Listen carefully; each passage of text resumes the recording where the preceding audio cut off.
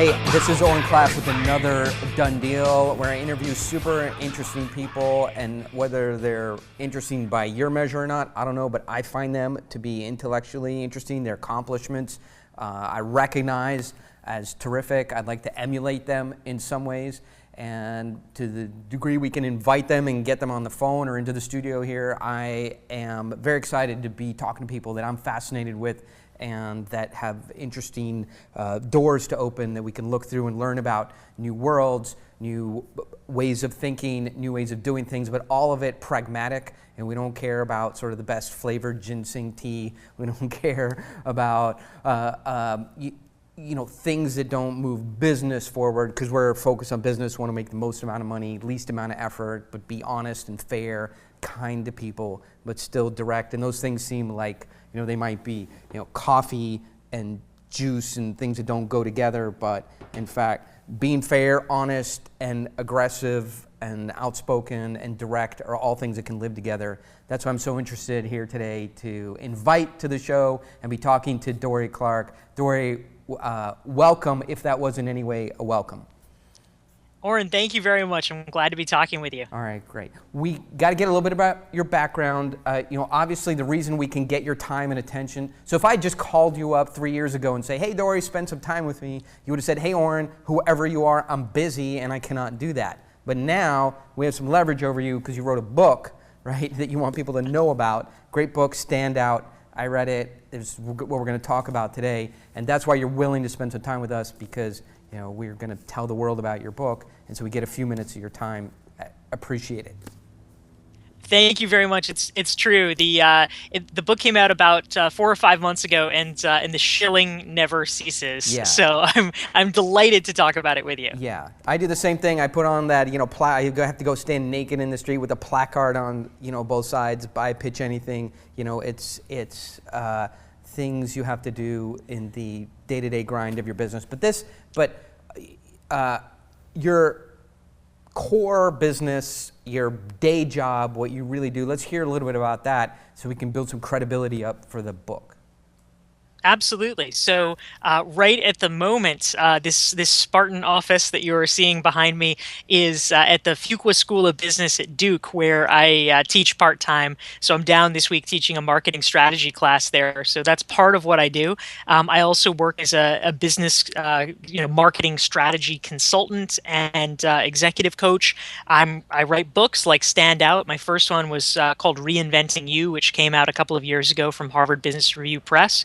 And I do a lot of speaking as well. Before that, I was a journalist and a presidential campaign spokesperson. So there's been a lot of eclectic paths that I've pursued in the past few years. Yeah, this is actually a little bit annoying because you have all these accomplishments and do these great things, and it really makes me look smaller and more insignificant. So these are difficult interviews with such great guests with academic bona fides. But anyway, you're still Dude, welcome. I haven't pitched $400 million worth of stuff, so I can learn some tricks from you. You know what? I do move some money. That is fair to say. No, I have a tremendous. As I was telling you, my dad was a college professor. I grew up at the University of Wisconsin, University of Delaware, University of Illinois, Fighting Illini, University of Jerusalem. Yeah, that's cool. That's a great school, Champaign-Urbana, and so I grew up in an academic environment, and I think that's where I live, is at the intersection of money and academics, and I'm really attracted to sort of the academic structures around thought. And maybe we could jump in there. I mean, there's some topics I want to hit, some things I agree with, some things I don't agree with, and you can maybe convince me the other way. But let me just talk about marketing. It is such an amorphous, fuzzy, blobby term that seems to cover everything and nothing.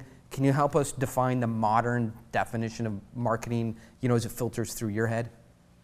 Yeah, absolutely. I'll start with the sort of really old school vision of marketing, or the vision that that many people who are not in marketing currently hold, which is that they think that marketing equals promotion. And so they create some kind of product and they say, "Oh, here, go sell that. Go take care of that." And that is when marketing is actually usually really bad, because where you want to have marketing come in is so much earlier in the process. That's why my class that I teach is very deliberately called marketing strategy, because from the very beginning of creating whatever your product is or whatever your service offering is, you want to be thinking, all right, who are my customers? What do they want? What do I need? Why am I uniquely positioned to give it to them? And how do I present it, through what channels, in what ways, in such a way that they discover it and say, ah, this is what I've been needing all along.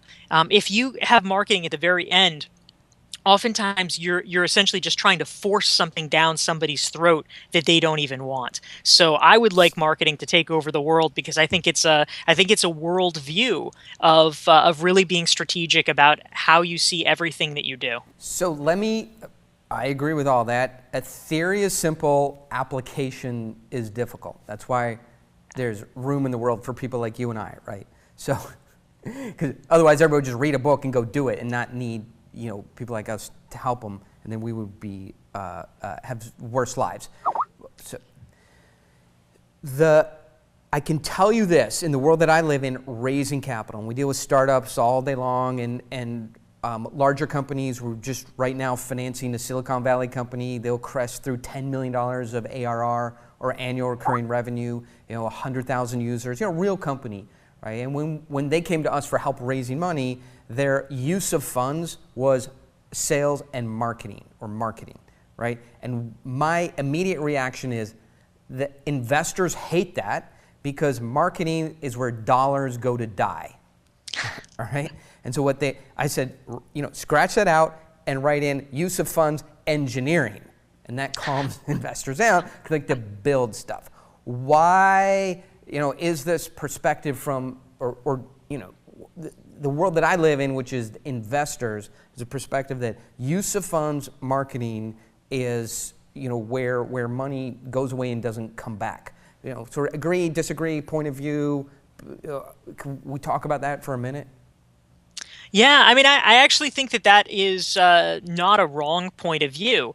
Particularly if you're thinking about startups, there is an enormous amount of waste that happens if you are marketing something that you haven't really fully determined that the customers want, or if you're marketing something that actually isn't that great.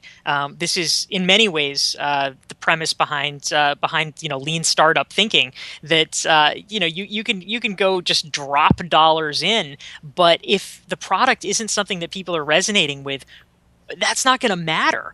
So I think that marketing can be very valuable, but the product market fit has to be established first. So in an early stage company, I agree. I think that that engineering and a lot of other things are probably more important. That being said, I would say, dollars for marketing, if you're thinking about it as an advertising buy, skip that. But don't skimp on marketing talent, because you need the brains to be able to offer the strategy in that early place, to begin to figure out how do you test what customers want. I think that's really what's critical. Oh, I think what would be a good next step is if you could send us the current contract you have with the university there, and we try and offer more, and then fly you over here and get you to work with us, because everything that, I'm sorry, our marketing people are like cringing, whenever we're going to bring in professionals, and they're like, oh my God, we're going to have to work hard now.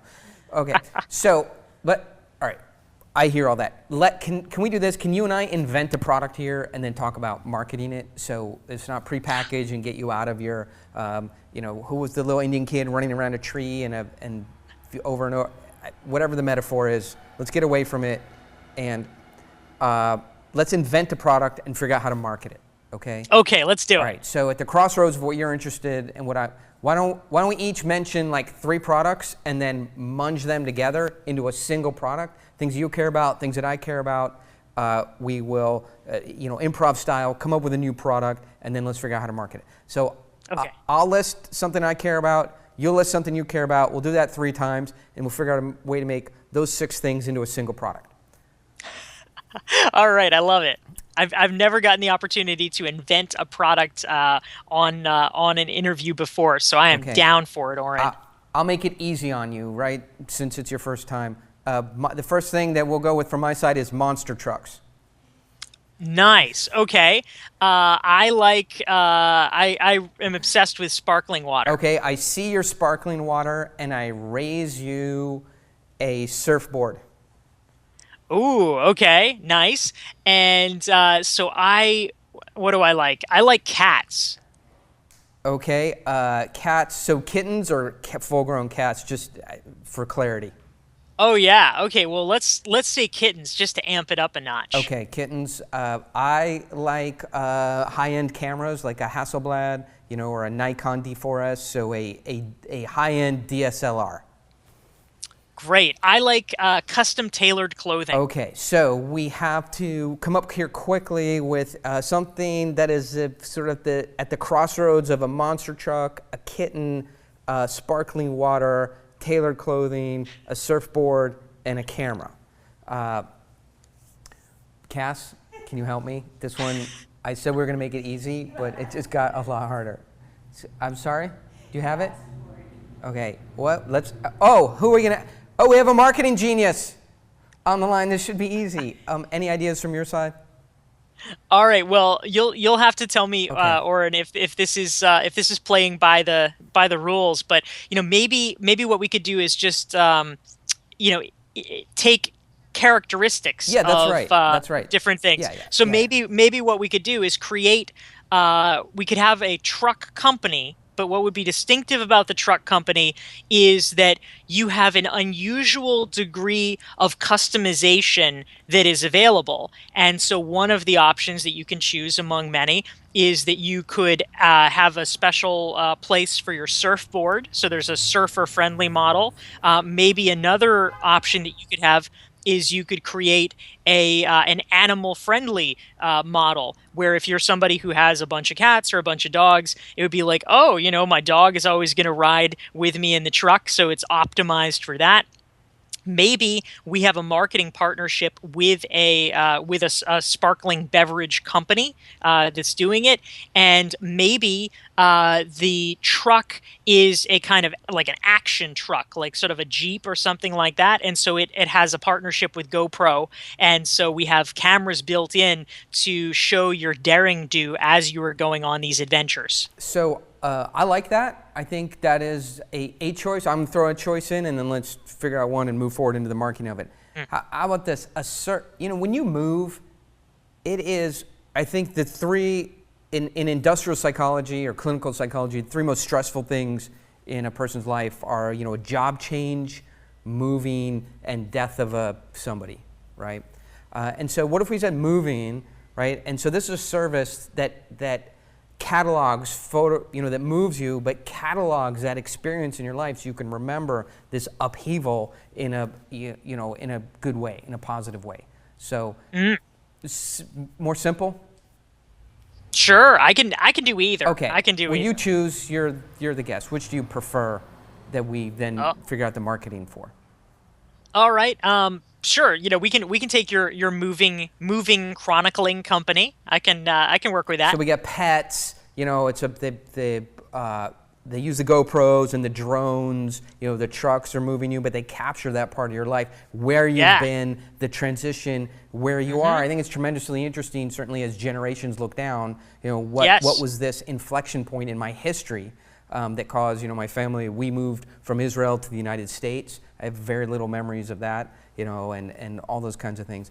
Okay, how do we market this service? From All where right. what's a starting point? Well, so a starting point is to try to figure out who is your target audience and why would they want this service? Why do they care about it? So you'd want to start and as you're developing your target audience, you want to ask yourself, okay, who has the interest to do this? who has the ability to pay for it. So most people, moving is expensive enough, so they don't want to necessarily pay for someone to chronicle their move. So you're going to have to probably definitionally for a service like this go for high middle to upper tier wealthy consumers. So that's one thing. So that already begins, if you're starting to think, it begins to present possibilities for channels, because you're going to want to be speaking to people through channels that only wealthy consumers are using. So next you're going to think, all right, well, how do we nail this down? Maybe the people that really care about this are people who are essentially the memory stewards of the family. So I would be inclined to think maybe that's the moms. And maybe if it was your mom, she would really want you to know more about your family history. Maybe she wants you to feel a connection to Israel. If you're going to move, oh, my son's going to be raised as American, but I want him to know about why we moved and about what our country was like. So maybe it would be moms with kids who are wealthy. That would be our target audience. So once we land in on that, then we can get more precise. So here's my insight, and maybe reflecting back on you. Why I like this is you think like an investor, right? Because a lot of times we have people who've passed through this stage and go, we came up with it, right? It's something, we drank some beers, our buddy said it was a good idea, we put some money into it, then we got dedicated to it, now we're committed that it should be marketed, we need marketing.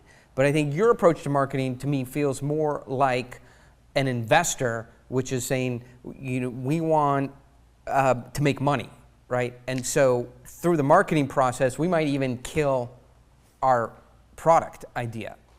Mm-hmm. And it's interesting, we had on here a couple of weeks the CEO of Skull Candy, and oh, yeah. I can tell you, Hobie Darling, and this really mimics his process, which is,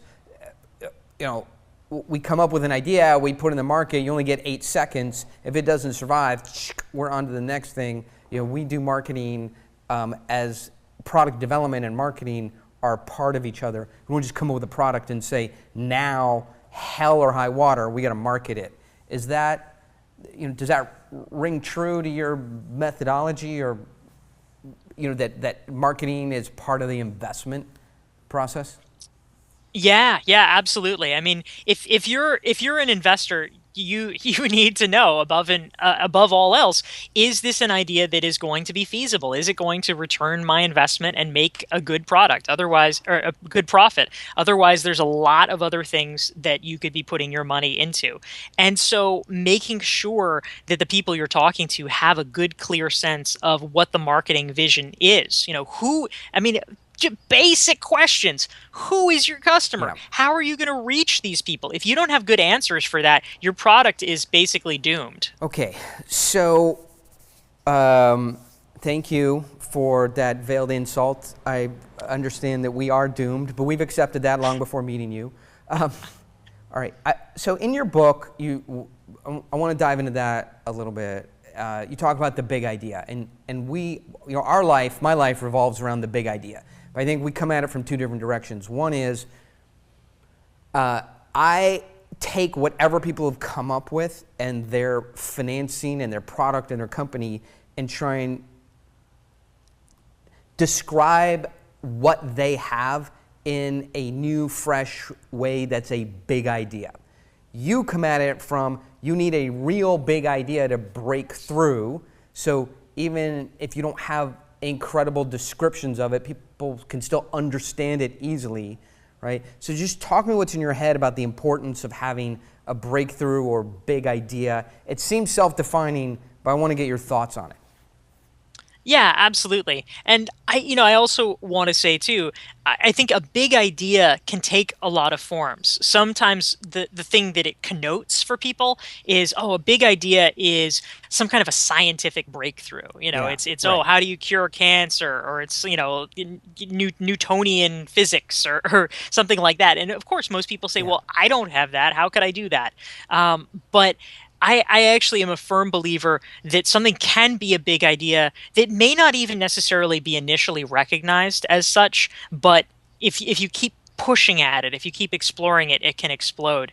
And so, one example that's a favorite of mine is Howard Schultz and Yeah. Starbucks. I mean, this is a guy first of all, he wasn't even the founder of the chain. Second of all, he did not invent coffee. Third of all, he did not invent coffee shops. All of those, maybe you could say, oh, that's a big idea. This is a guy who came in later as a leader, and he said, you know what? We don't really have a good Italian style coffee shop in the US. How do we make it work? And it exploded. So this may be adversarial, controversial, but I feel like the big ideas, just as you said, are really little ideas, and the bigness is how you communicate them. But top-down ideas, let's go to Pluto, right? That is a yes.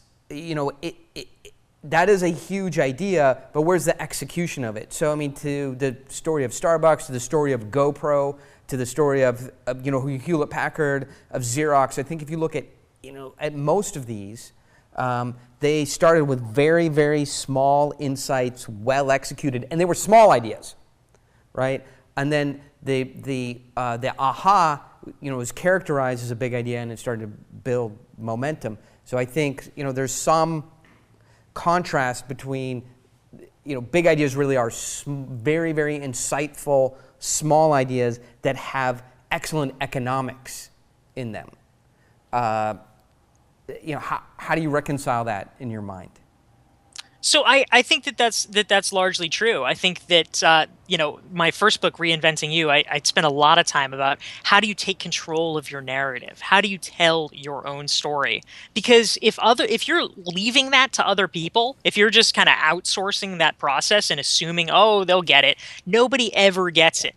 If somebody else was telling Howard Schultz's story that, early on, they'd say, oh, so, that's nice. He has this idea about a coffee shop where, they have funny names for small, medium, and large. Okay, Howard, great. They would just miss it. And so being able to understand the dramatic potential of an idea, even a seemingly small one, I think is crucial. Now, I wouldn't discount, I mean, on a lot of interview shows or whatever, people will often say, "Oh, who's your favorite entrepreneur?" or "Who do you admire the most?" And people always are saying, "Oh, Elon Musk." And I think part of his allure, part of what really gets people going for him, wave my arm here, auto. Part of what gets people excited about Musk or about Branson is the fact that they do think big. We're gonna have a hyperloop. We're gonna balloon around the world. We're gonna have an electric car, and there is a power in that because the vision attracts people to you. They say, "Oh yeah, I want to be part of that," but people think that is the paradigmatic example of a big idea, and it doesn't necessarily have to be that. And I can tell you the problem with that thinking is those guys did not come from having those big ideas. When they had $100 million to throw at it, then you go, hey, we're going to go to Mars. We're going to, look and see what's at the center of the Earth, right? We're going to talk to God. We're going to build a proton accelerator under Geneva, Switzerland. We're going to be there in a week. And check that thing out, the collider. But they didn't start there because they didn't have the resources to do it. So if you're a UPS bus driver, right, perhaps your big idea shouldn't be let's build a replica of the Hadron Collider under Cleveland, right? Because those guys said, Elon started with, hey, let people send $10 to each other via email. Right, and obviously, Richard Branson started with something, very, very small. So I think what people admire about those guys and their bigness is how much money they have, right? And then they trace the money back to what are they doing to get that money, right? Oh, they're coming up with huge ideas, but I think they're in an iterative process in their career where they go, okay, now I have $100 million to throw at something. I don't know, let's go to Mars, whatever, and that's so. Anyway, that's from a finance standpoint. That's how I think about it.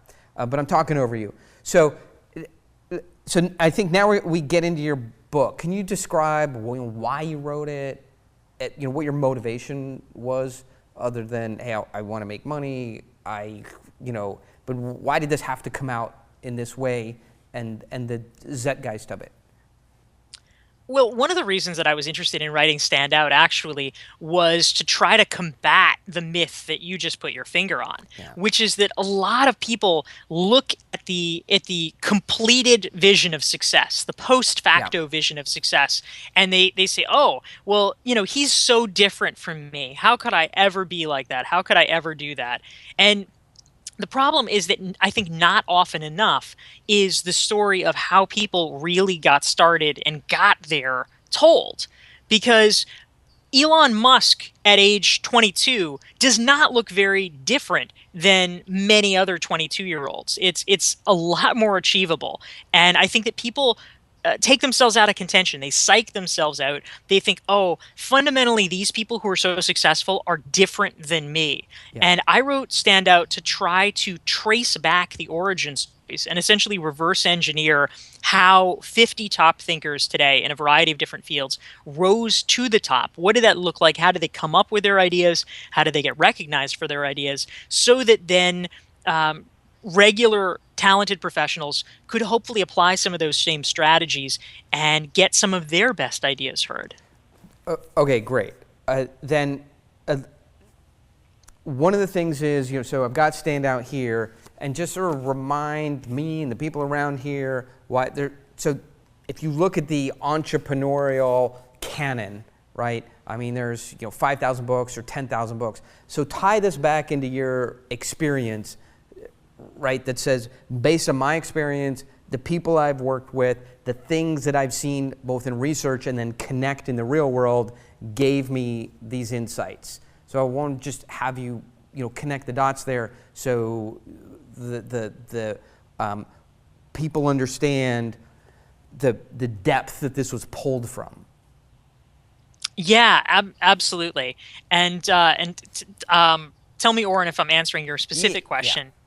But basically, what I did was over a period of time, I interviewed these 50 top folks, Yeah. and a lot of them are people that probably some of your viewers may be familiar with. Folks like David Allen of Getting Things Done Sure. fame, Tom Peters, the management guru, Seth Godin, Daniel Pink, Robert Cialdini, who wrote the book Influence, and just as one example, I talked to Robert Cialdini, and I thought his story was especially interesting. I know you come from an academic family. He was, just a regular psychology professor at Arizona State University, and he was teaching classes like everybody else, and like everybody else, he would teach these intro psychology courses where all of the data was basically based on laboratory experiments in these controlled environments with students. And so they would say, oh, well, human nature says XYZ. And the students would say, wait a minute, aren't these all just based on lab experiments? And Robert Cialdini would say, yes, they are. And they'd say, well, how do we know that the findings would translate? And he basically had to shrug and say, well, we just have to trust that that's the case. And that's what everyone did. That was how the discipline was run.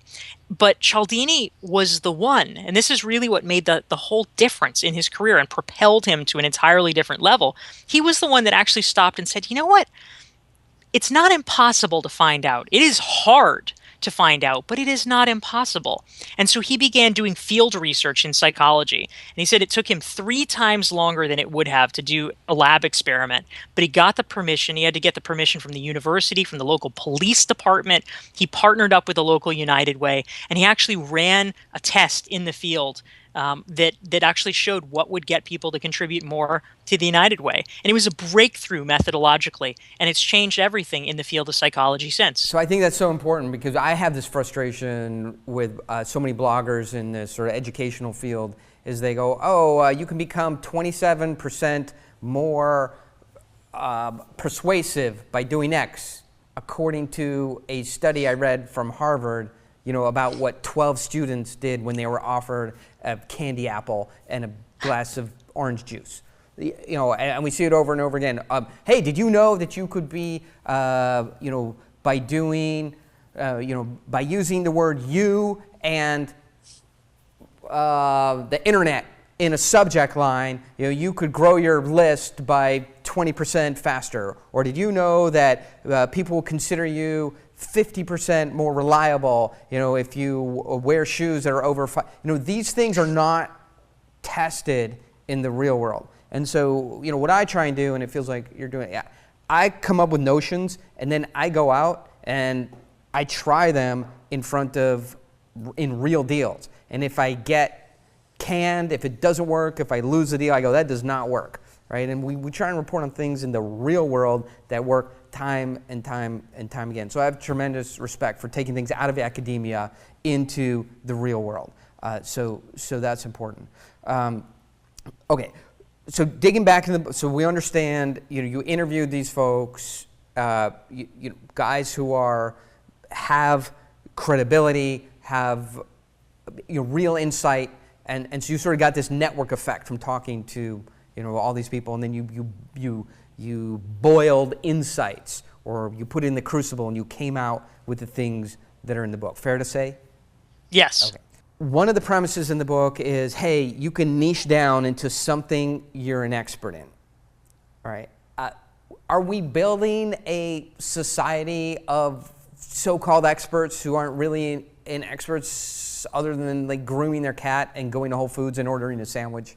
So, right? Is it dangerous that we're telling everybody that they should have an audience and they should teach people things when they're actually not qualified to? I mean, right? Because you did your undergrad, you did your master's, you continued in further education, you put time and money, and you are an actual expert because you've done the research, you have put in the time, you've worked with other academics, you know the rules, you know how to convey information, you've seen information conveyed to you correctly in academic environments, you've been at several different universities and colleges, you understand the academic space, and are you projecting that some guy living in his mom's basement, right, in Wichita Falls, that's a part-time UPS driver, not to malign UPS drivers in any way, but what the hell?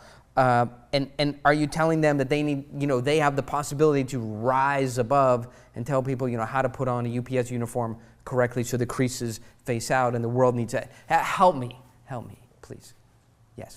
So I have two thoughts, Oren. So the first one is that I actually think that there's nothing wrong with telling people that it's worth aspiring to expertise, because the vast majority of people are absolutely too lazy to actually ever do it. And so for me, this is an ultimate meritocracy. If you are willing to put in the work, I mean, everybody knows they should be healthier. Everybody knows they shouldn't be eating Big Macs all the time. But, we still have an obesity epidemic in America. Everybody knows, it would be a great thing to be an expert. Very few people are actually really willing to put in the time and effort. And the people that are, I commend them. I tip my hat to that, because for me, that's what America is the people who are willing to do it. The second piece is that I actually do think that niche expertise can be really valuable. I mean, you're right. I have things that I study that almost by necessity precludes me studying other things. If I'm, buying a telephone, I want the best telephone, but I'm not an expert in it. I don't have 20 hours to research them and test them and whatever. And so if I, during that moment when I want to buy something, am able to just Google it, and I go to some guy's website who's really put in the time, he's tested everything, he's written knowledgeable blog posts, he has videos to show me why the iPhone is better, or why the Samsung is better. That's called the Wirecutter, by the way.